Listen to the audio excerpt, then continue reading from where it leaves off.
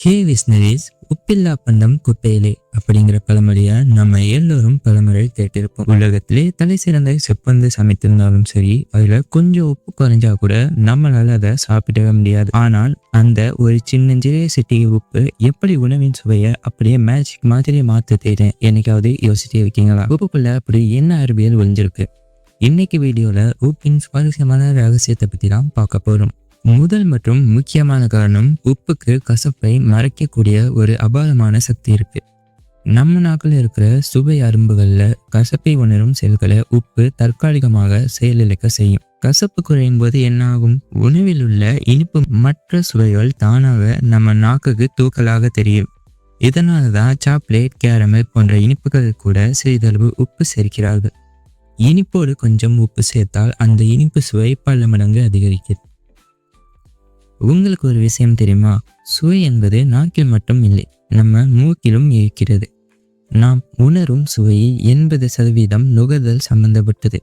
உப்பு உணவின் உள்ள நறுமண மூலக்கூறுகளை எளிதாக காற்றில் ஆவியாக செய்கிறது. இதனால தான் உணவின் வாசம் நம் மூக்கை மிக சுலபமாக வந்தடைகிறது. நல்ல வாசம் இருந்தாலே அந்த உணவின் சுவை நமக்கு இன்னும் அருமையாக தெரியும். சுருக்கமாக சொல்லணும்னா, உப்பு உணவை உப்பு சுவையாக மட்டும் ஆக்குவதில்லை, அந்த உணவின் ஒரிஜினல் சுவையை அப்படியே வெளிக்கொண்டு வருகிறது.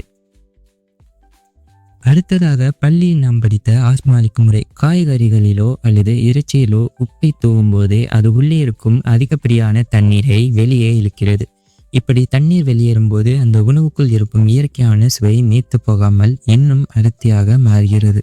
மாங்காய் தண்டுகளில் உப்பு தடவி சாப்பிடும்போது அதன் புளிப்பு சுவை எவ்வளவு பிரமாதமாக இருக்கிறது என்று நினைத்து பாருங்கள். அதே இந்த ஆஸ்மாலிக் செய்யும் வேலைதான்.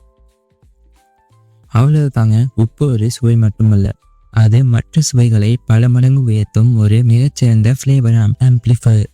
உணவின் சுவையை கூட்ட இது இயற்கை நமக்கு கொடுத்த ஒரு சூப்பர் பவர். ஆனால் அதே சமயம் அளவுக்கு அதிகமான உப்பு நம் உடலுக்கு, குறிப்பாக இதயத்துக்கு கேடு என்பதையும் நாம் நினைவில் கொள்ள வேண்டும்.